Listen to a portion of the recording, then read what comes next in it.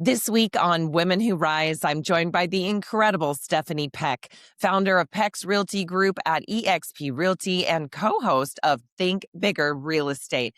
If you've ever wondered how to grow a thriving referral-driven business without sacrificing your values, your family, or your faith, this conversation is for you. Stephanie shares how she built a relationship-first real estate company, why client care is the ultimate growth strategy, and what it really means to pursue both success and significance. This episode is about leadership, longevity, and building a business that actually supports your life, not consumes it. You're not going to want to miss this one.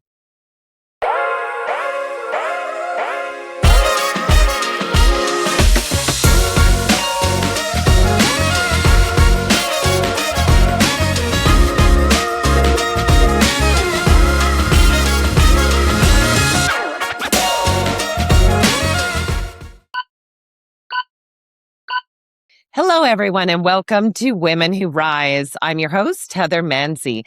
Today, my guest is Stephanie Peck, the founder and team lead of Peck's Realty Group at eXp Realty, where she has built a thriving referral-driven business serving the greater Portland and Oregon City markets since 2007.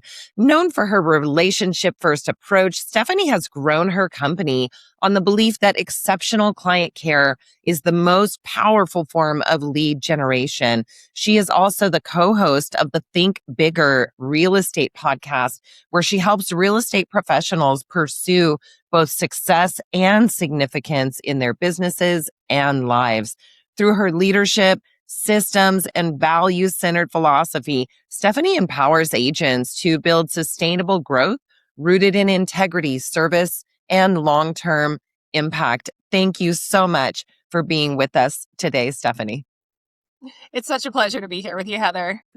So I wanted to kind of jump in. As you know, we know each other quite well, working together inside that incredible and innovative corporation we know as eXp Realty. When you think back to your earliest career memory, even before real estate, what belief about work, service, or leadership was quietly forming in you that still shapes how you build your world today?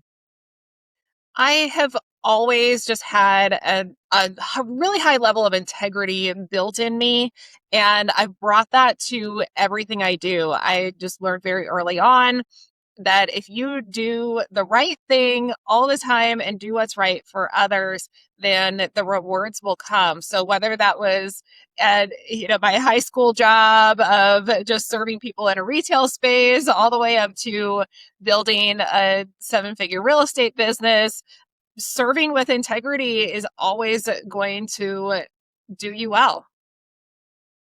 Fantastic. And honestly, that's a word that is kind of used as a buzzword, but to say that you've had a legacy of genuinely implementing it in your life. And I love that you started with that, earliest career memory. And just, even in retail, it really matters what you implement and how. Was there a defining moment when you realized you didn't just want to succeed, you wanted to build something significant? And what shifted in you at that point? Honestly, becoming a mom changes all of that for you. It did for me, where Yeah. I shifted from just doing what's going to serve me in my life and in my career from the day to day to moving to how do I create something that's bigger than me? How do I create something that lives beyond me? Because now I have people in my life that will continue my legacy. And whether that's a legacy in real estate or just a legacy in the way I've operated in this world, these are the people that are going to continue on my name and what I've built. And so it just completely shifted my mindset to say, I need something bigger than just what serves today. I love that. And, I know that also inside of, just bringing that forward about parenting, you are talking about, you realize that, there's something so much bigger than you.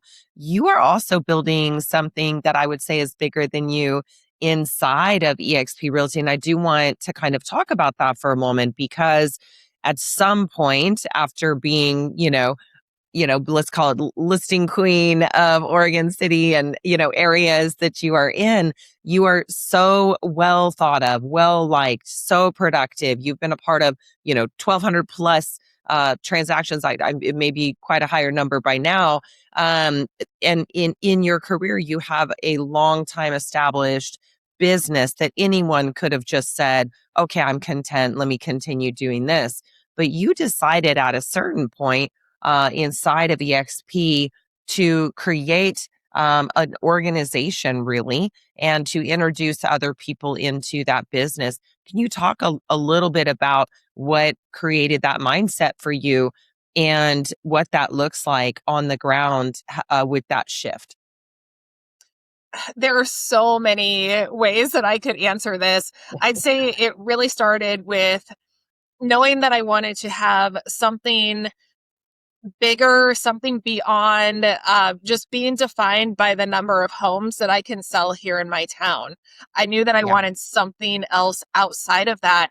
And in real estate, at least as long as I've been in real estate, you come into this business just thinking that that is what defines you. The number of homes that you sell in your town is what defines your level of success. And then exiting the business or shifting out of the business really is just you get to a place in life where you don't want to do it anymore and you let it fizzle out, and that's the end of your career. And I knew that I didn't want it to end there. I wanted that to be the beginning.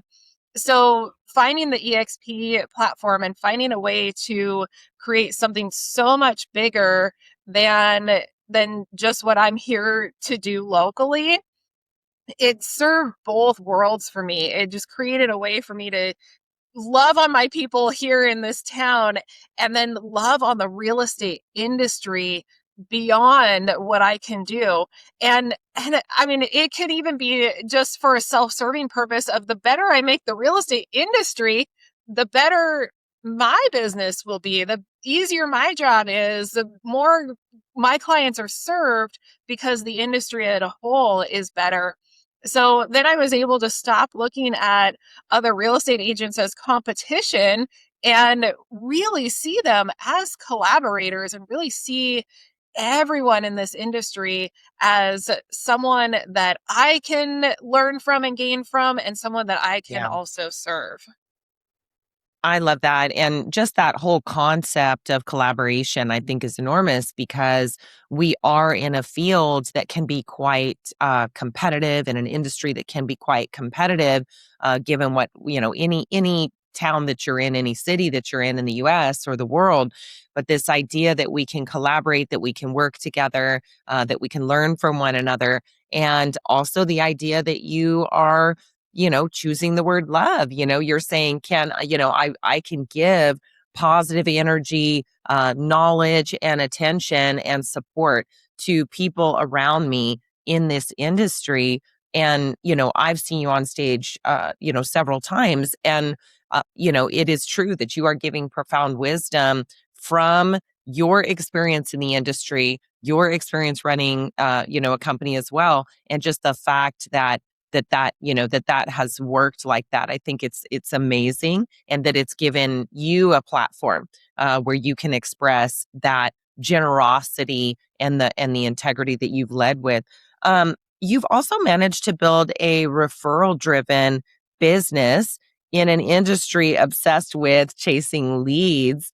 What was the hardest season in that journey, and what internal shift allowed you to rise instead of retreat?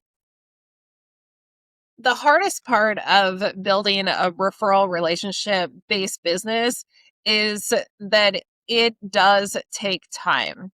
And it Yeah. is a snowball effect. And it's not something that you're going to see overnight results on. So, Mhm. fortunately for me, I was able to sort of slow roll my career in real estate where I was okay with doing a handful of transactions a year, and then I wanted a few more, and then a few more, and so it really snowballed.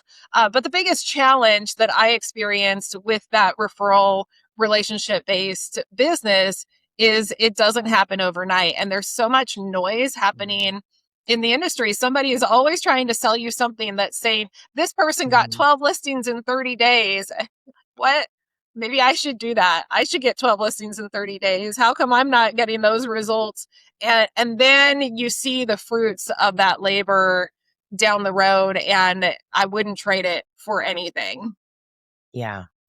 Well, and I love that you talked about that, because here's the thing with referral-based business, those, those clients are coming in from a valued introduction from someone who experienced having your assistance in real estate and knew that they wanted to pass that on.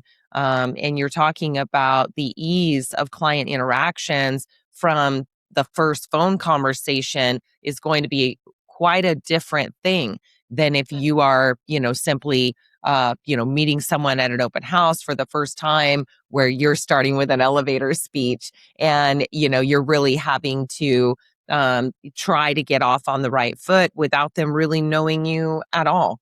And definitely if you talk about having a lead based business where you're having to pay for leads, that kind of thing, your referral based business, while it does not come free, it certainly is going to be a much better ROI than different types of leads that we can think of generating, including and on up to things like Zillow, where they can be enormously expensive and taxing on the business. What do you think is one of the things that allowed you? There's no magic pill. It's a multi-dynamic effort. But what do you think is one of the things that allowed you to build such a robust referral based business that if someone came onto the podcast and was watching this, what might they take away? It was going really deep in my community, because at the end of the day, you can only have so many friends. You only have so Yeah. many cousins that need to sell real estate that you can work with. And at some point, you need more people in your world without more happy hours and more coffee dates. And, while those are good, you can't do them all day, every day. So going deep in my community is what set me apart, and it actually multiplied my relationships without them being one-on-one, like long taxing emotional relationships. So that's where we talk about a life of success and significance, where I can have a significant impact on people in this very intentional way through Hmm. community service, versus just everyone seeing me as somebody that's just, oh, she's just a nice gal, or, she's my neighbor, or she's my cousin or something. They see me as someone that they can trust, that they want to support because I've supported something that's important to them. That's fantastic. Are there any pure examples that you can think of when you talk about community service? hmm One of the first things that I did when I decided to really go deep on that, and it was a new community. I had just moved into a new community outside of the Portland area, and started going deep in Oregon City. Is I used Facebook. I used the Facebook community groups. And what I did is I found who were the influencers in the community already. Because if you can get that transfer trust from someone else, like, I didn't have to become the influencer. I just needed to be the person that they saw with the influencer. So who's making the biggest impact on the community? Who's being mentioned all the time? Even if it's not just community service, like nonprofits, community service, but what businesses are serving the community at a really high level? Who's always getting mentioned? Like what contractors, what carpet cleaners, what local restaurants. Find out who those people are and just get in really good with them, because it's a benefit of proximity, and that's why Oh, we've been yeah. able to say, well, if you trust this person, then I trust this person. And their face is everywhere. Their name is everywhere. And then they see me with it. Wow, absolutely genius. Love it. And that is absolutely something that can be duplicated throughout the world, really, in any community. So I wanted to pivot a little bit and talk about, what is driving you in addition to those things we early spoke about with integrity, with a passion for service. Who modeled leadership for you in a way that felt aligned with your values? And how did that influence the way that you lead your team today? Hmm. Wow, what a deep question, Heather. Um, this actually is different than, I'm not going to tell you the biggest business person or the top producer or something. There was a moment in my life when I was young, and it was a very close family friend, and she had passed away. And I remember going to her funeral, and people stood up and said the most genuine, loving things about her. And it had nothing to do with how many homes she sold. I mean, she wasn't even in real estate, but it had nothing to do with her Yeah. career. It had nothing to do with her level of success or how many people knew her on a stage. And it had everything to do with the way she made someone feel. And when I watched that, and I didn't have a lot of that in my life growing up, and when I saw someone like that, and I thought, that's who I want to be. And it was not defined by anything other than everyone getting up on the pulpit at her funeral, talking about the way she made them feel special. Yeah, at the end of the day, I just wanted to be known for someone that made someone feel important. And whether you do that on a big stage or you do that knee to knee with somebody, that's the kind of leadership that I look to model after. Wow, that's, I can see how, and whatever age that, that occurred at, how that would have really moved you. And it's just, I can feel actually how that would have been so impactful. And what a piece of wisdom to have taken away from that, that your eulogy is not in your bona fides, but it's in how you are able to make others feel. I absolutely will carry that with me as well. I think from our conversation and having had similar experiences, I can say, it really is the truth, isn't it? We want to acquire all these things in life, and the things that might bring us greatness on social media is not at all the things that our loved ones and those who really respect and care for us are going to be saying at the end. What Right. daily disciplines or mindset anchors have helped you build both scale and sustainability in your business, especially when growth could have easily pulled you off balance? hmm It's about showing up even when you don't want to. And I know that that's so cliche to say, but it truly is. And the honest truth and reality for me is I never want to.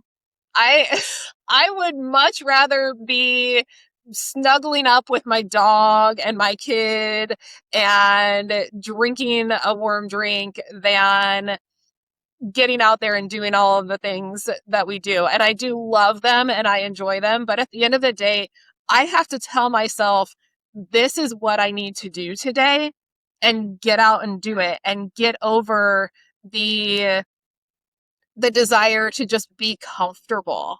And I know that Gary Brecka says something about that, like the demise of humanity is our constant seek for comfort, and whether that's physically and in your health or mentally or your success. I mean, it's very easy to say, I don't have a listing appointment on the schedule today. I'm just gonna dilly dally through the morning and sit on the couch and scroll Instagram and go to the gym. And instead, I'm gonna wake up and say, I don't have a listing appointment on the schedule today. Who do I need to talk to get a listing appointment on the schedule today? I Yeah. I will do the work even when I don't want to. That's fantastic. And yeah, it's the pill you got to swallow. There's a reason we call it work, not fun. It can be the most amazing and rewarding job. And I think we are very fortunate to have this job and all the dynamism that comes with it. But there is still that thing. There's an I'd rather somewhere in that mindset. And yeah, obviously with those of us, family, furry animals and the like, we might rather be doing that. That discipline, I think, is huge. Real life and counterbalance, you've spoken about the myth of, perfect balance and the power of intentional counterbalance. How do you decide what gets your full attention in a given season? How do you release guilt around that choice?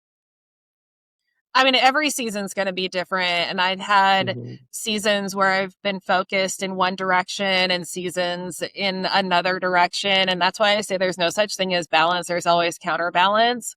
Mhm. And times where I've said, okay, this is grind time. This is time where we're turning off everything. We're giving up everything and we're going to grind and this is going to completely change our lives. And then times where we are in a season of no and we say no to everything. And I actually was very intentional about getting my family's buy-in when it came to those grind time seasons. My kids were a little bit younger and I was really seeing my business starting to pick up and things were getting busy and we called a family meeting and we said, okay, here's the time where we get to choose which path we're going to go down, and it's not forever, but for now, what do we commit to, because we all have to be committed to this. And I actually said Mhm. to my kids, like, you can choose stay-at-home mom kind of life, that mom that sells a few homes as more of a hobby, and I'm there for everything. I'm volunteering in the class and I'm there at pickup every day. Now you can choose that, and this is what that life looks like, and it's a beautiful life. Or you can choose this, real estate career mom, and this is what that life looks like, and it's a beautiful life, and everyone needs to buy into it. And they said, we want real estate mom. We want, like, my daughter, well, I want a horse. And, you know, like, I want the things that come from, I want the benefits that come from the hard work. I want the results.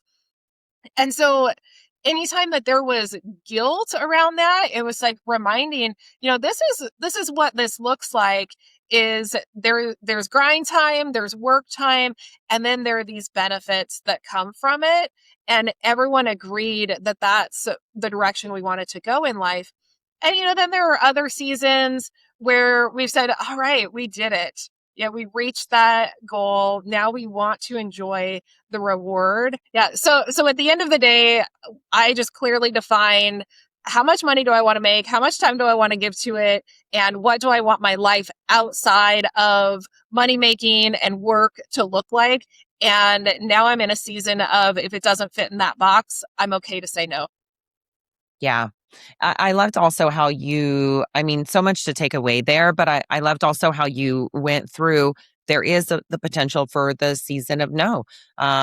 We have an event coming up. I know that you've often been in attendance at that one. And, this is one of the ones that you've said I needed to pick and choose. And I think there's this maybe outsized expectation that some of us have, or that we think the world around our career has, which says, okay, I'm at this level. I need to attend everything. I need to do everything. Or in fact, okay, I'm going for this next level. I need to buy into all the programs and do all this stuff. And, Mhm. it at a certain point, it becomes overwhelming. And so just the fact that even talking about, you've got to be able to carve things off and pick and choose and have that inner strength to know, okay, or inner wisdom to know, this is a good idea right now. It's not on another time. But I absolutely loved that you would call them for a family meeting, that you would get their buy-in. I know I used to give my own kids kind of a heads up. This is gonna, summer's coming. I'm gonna have a very busy season. Let's make sure that we're getting out and going to a restaurant this weekend. Let's go let's make sure that we take the one day a week that I was often trying to carve out and make something meaningful out of it. They just understood that that was kind of a schedule that a realtor mom had. And they also understood that many of the trips that we've had traveling and, like you say, the horse, the perks, there are perks when you have some success and when you're fortunate enough to do that. I wanted to talk briefly about how you were able to, as a team, weather some of the more challenging years that we've seen. And I'm talking specifically about, June of 22 to, let's just say, the present day, or, more correctly, perhaps January of 25. What are your thoughts around that market shift that occurred due to the higher interest rates during that time? We know that we had about a 30 to 40% suppression of just normal buyer and seller activity. And so we did have a number of people leave the business during that time. But you had a team, so you had the responsibility not just for your own self and production, but you are the leader for others. What are some of your thoughts around strategies that you employed, looking back, that got you through that difficult period? Yeah, and crazy enough, 2024 was our highest number of transactions that we have ever done as a team. Wow, So, yeah, and because we built our relation our amazing. business on referral, relationship, and reputation, life events did not stop happening when interest rates went up. Life events did not stop happening when gas got expensive and when the stock market shifted. Life events don't stop happening depending on who the president is. So because we were so deep in the relationship of so many of our clients and within the people that we serve, they still came to us when mom needed to go into a home. They still came to us when there was a death or a divorce in the family. They still came to us when there was a job relocation and they had to make hard decisions. So we were still able to serve the same people, just in different capacities. And they were coming to us saying, I need you more now than ever. Because back when it Wow. was just easy to put up a sign in front of your house and it would sell, Yeah. they didn't need the highest level professional possible, or at least they didn't think they did. But now Yes. they're saying, I need the highest level of service possible because I'm in a difficult life event, or I'm in a difficult economy, or I've got to move across the country and leave my home, and I can't do this on my own. So we actually just became so necessary to the people that needed us and showed up in every life that we possibly could. Again, going Hmm. back to, I didn't have time for more friends. I couldn't go find more cousins and more friends to hope that they were going to make a move, because people just weren't doing it for that reason anymore. It was about being in the communities of people that know the people that are experiencing life events. So we went really deep on that, and we had the highest number of transactions in what was considered the hardest year in real estate of most of our lifetime Yeah. career. Absolutely. Yeah. I mean, 2023 went down, I think, as, one of the toughest years in real estate for 30 years. And 2024 was a very close match to that, if not exceeding it in certain metrics. Yeah, absolutely. What an incredible story, and what an incredible win that you were able to have for your team. It's basically showing up at the highest level at a time when others were facing challenges, but that relational standpoint clearly gave you just an incredible advantage on the home field at that time. In your experience, what do people misunderstand about strong relationship centered leadership, especially when that leadership is led by perhaps a female? Mm. What do they misunderstand about that?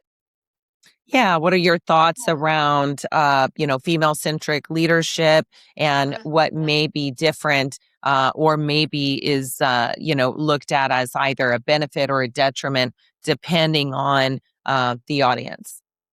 Yeah, I think that people view female leadership as being driven by emotion, Mm. And I think that that is also true.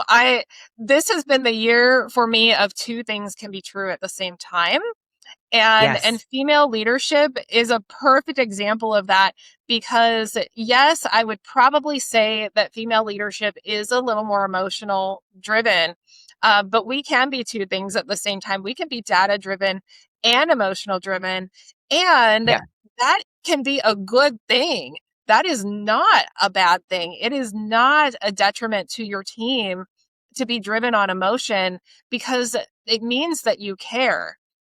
And I've actually been saying my toxic trait, this is going around like my toxic trait that I'm bringing into so for this year I've been saying my toxic trait is that I care too much, and that is absolutely not something that I'm going to change because I think it is what drives me. I care too much Yeah. about the people that I serve, whether that's my clients or my team. I care too much about what people think of me, and that's a good thing because that means that I want to always rise up to a level of excellence in my business and in my life. So, so when it comes to female leadership, if that means that we care too much, that's a good thing. Absolutely. Mike's mic drop statement there. And, I'm making a note because I get to go through takeaways with the audience when we're done. But really it just speaks to this idea that, we are, perhaps meant to be put to shame or in a corner or something for traits that people may say, okay, you're too kind, you're too soft, you got to be a stronger leader, you got to do this and that. But strength, in fact, can come massively from caring. And in fact, so can energy, so can longevity, so can the Mm. desire to keep going. And I absolutely love that you pointed that out. So I just have a couple questions left for you. For the woman listening who wants to rise, but feels the pressure to do it all and, know everything first, what would you say about building a business that actually reflects their values and, allows them to get started? I say the biggest thing right now is whatever path you're on or whatever goals you have, you're not stuck with them forever. They can Mhm. be this year's goals and this year's path. And if you Yeah. are a woman that wants to rise and you're saying, I need to be all the way to here by the end of the year, don't put that pressure on yourself. Set small goals and change them constantly. I have reinvented myself so many times. It is not even funny. And the people that have stuck with me through it are the ones that I know really are loyal and want to be on this journey with me and value what I've done and value my reinventing. So just set yourself a goal of what do I want to look like by the end of the year? What do I want Yeah. my business to look like? What do I want my family to look like and my personal life to look like? And do that, but have that insight of like, this is what I define success to be. And it's not how Hmm. someone else defines success. So think about what do I need to look like by the end of the year to get to that? Or even this week, what do I need to do differently tomorrow morning? When do I need to get myself ready even if I don't have anywhere to be? When do I need to Yes. pick up the phone even when it feels uncomfortable? Just do one thing and then compound and compound, but don't feel like you have to have it all figured out right now. I love that. So much good stuff there. And yeah, because we can fight with ourselves over these long-term goals. It's like you say, I mean, it basically, you can lead us to just stick our head in the sand and give up because you're putting an enormous amount of pressure on yourself. And I think that's probably a bit unique to entrepreneurs. Anyone who's in a self-driven business, because you can go out and create to your heart's content. But now how does you, the person, go fulfill on that when it just the mountain looks daunting? So if growth truly starts with client care, what are your three non-negotiables for creating long-term momentum both in business and in personal development? Three non-negotiables for momentum and development. I'll say it again. Integrity is Yeah. the number one non-negotiable. I will not do something that will compromise my values no matter what. And even if someone else is asking me to do it. And to me, integrity is defined by doing the right thing even when no one else is looking. So I will always know how I showed up. And so even if I don't get the result that I want, I still have to be able to put my head down at night and say, I did everything to the best of my ability. And whether Mhm. that was the outcome that I wanted or that the person that I'm serving wanted, I can't control that. So that's my other one, my other non-negotiable being removing myself from the result. I can control the activities, I can control the expectations, I can control what I can control, and I can't control the other side of the negotiation. I can't control what other Mhm. people do. I can't control the weather. There's a million things that I can't control. So I'm just going to focus on doing the things that I can control. And then lastly, my non-negotiable is that I will not compromise who I want to be as a person for the sake of my business. And by that I mean I know when I'm clocking out. I know when I'm showing up for my family. I know when I'm showing up for myself. And it took a long time. I mean, it took almost 20 years in this business to finally get to this point of knowing where my boundaries are. And I will flex from that time to time, case by case. There are going to be situations where you're going to have to run out in the evening and take care of something, or you're going to have to take a call. Uh, but but the big rocks will always go in first. I will always make those priorities before I compromise anything else. Fantastic. Yeah. And, I love that we're talking about, deep things that are going to allow you to whatever career, whatever life, whatever, decades from now may bring, you can look back on this period and know, or any period and know and carry and have these things, which you can value. So for our final question, I wanted to ask you that, as you look ahead, what does rising mean to you now? And what kind of legacy are you intentionally building beyond, transactions and revenue, whether it be organizational, personal, whatever that looks like? I am in a season of I want to say yes to every need that someone important to me has. So rising to me means that I put myself in a position to where I can say yes to the horse. If I have a daughter that wants a horse, I can say yes to the horse. I can say yes to where my son might want to go off to college. I can say yes to a new opportunity that comes in. So I'm just positioning myself in a way that I am so open to opportunity because I know exactly where I want to be. I know what I'm willing to do and what I'm not willing to do. So for right now, that means positioning myself in a place of flexibility and freedom. So that does mean taking advantage of this amazing opportunity we have with EXP to grow an organization, to use all of the skills and everything that I have done to help others do it and Yes. help people in a really big way all across the world. I'm not specific to my location. So taking advantage of that opportunity does open up a level of freedom and flexibility. I'm focusing on real estate investing right now, and I'm just focusing on creating something in my world and in my business that doesn't just mean me. It means something bigger, and freedom and flexibility is where I'm going right now. That is what a woman that rises looks like to me, is someone that's created a place of freedom and flexibility. Fantastic. And what a beautiful statement to end on. Well, Stephanie, I just want to thank you so much. We are so honored by the fact that you found time for the show today. I really appreciate you. You are just a phenomenal woman. And I know that the organization you built is so highly valued by those who know what it is you've done, know your accomplishments, know your teachings. And I just encourage anyone, if you get to be in a room with Stephanie Peck, sit down, take notes, because you're going to be able to get some wonderful value. And I know that our audience has been valued by your wisdom with us here today. And so for that, I thank you. Thank you.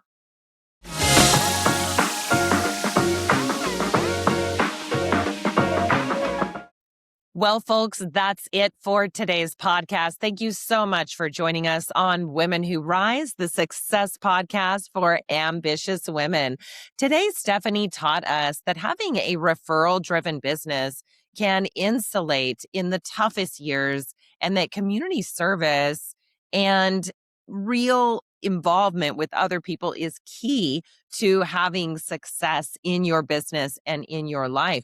She talked about having passion for others and caring, jokingly as a toxic trait, since that seems to be a buzzword of 2026, but basically meaning that, in fact, true leadership can care a lot. It can show caring. And when you do it at the highest levels and when you do it strategically within your communities, you can develop a referral-based business and have a better year than other competitors are having, simply because you have people who trust you for you and the actions that you take in life, and not simply because of your business card. Secondly, she talked about real business goals are about showing up even when you don't want to. The idea of the conveniences of today or the desire of now and wanting to be comfortable is really not going to get you there on your life or business goals. This concept of balance versus the grind of getting, a true, solid business developed is not going to be something that comes just if you are comfortable all the time. There's a saying we frequently use in coaching circles, and that is, all the gains you're looking for are on the other side of your discomfort. So for Stephanie, what she said was, think about, this is what I need to do today. Even if I didn't start today with an appointment, I need to generate an appointment. I'm not going to go play hooky and have an easy day simply because I don't have a customer who needs me at this moment, because that is a short-sighted mindset and it's not going to allow you to build a big business. And it did not allow her, or I should say that mindset has allowed her to build the really robust business that she has and has had for over 2 decades. Third, she talked about women in leadership, again, can combine caring and data, emotions and hard facts and true leadership. So caring is not superfluous to leadership, but in fact can be more data and an additional component of that which makes us strong, that which makes us intuitive, and that which makes women, in addition to men and others, great leaders. This is so important to recognize that, what someone may think as a detriment with regard to being a female in leadership is in fact often misunderstood, but in fact can give you additional insights, additional data that can help you create and formulate better opportunities in your business with your clients, help you understand your clients, help you inspire and lead your team. So this idea of emotions, caring, this can be wrapped very well inside of great leadership. And in fact, if you look at great coaching relationships with, Olympians and sports people and others, you might find that there was a strong element of relational caring that also existed and helped that great performer get to their best. And then fourth, know your values, know your non-negotiables. Stephanie's 3 were basically not compromising herself and her kids for business, knowing that where her hard stop is on a day, or where she needs to be able to be there for her kids or her family, that that's something she's not going to compromise on. She may flex on it occasionally, but that she understands and has created boundaries between work and life that allows her to be happy and fulfilled in both of those things. Also, her integrity, her values and integrity, that if she knows that something is right or wrong, she's always going to act on that. Because, like she said, it doesn't come down to what's right or wrong if there's a witness or someone else in the room. It comes down to, is it right, period. In her mind, is it right? Then, okay, let's do it. If not, that's a hard no. And then, thirdly, she talked about, making sure that she's disconnecting herself from the result and understanding that she can do everything she can do. But the result, the eventual outcome, is not something she has final control over, and understanding that that is not a personal attack on her, and that in fact the end result is something that is separate and detached from her. But she will do everything she can up to a certain point. And just being able to internalize that and to know that as one of her core values or just core understandings that helps her function at a really high level ongoingly in all that she's up to. So, visit our website to find our episode guide and worksheet that will help you use these tips to take action in your own life. Please like and subscribe and join us everywhere podcasts are streamed. We can't wait to bring you more incredible content every week so that you can rise in your own lives and careers. So pushing that button is very important and it helps us. And again, thank you so much. Heather Mansy, signing off.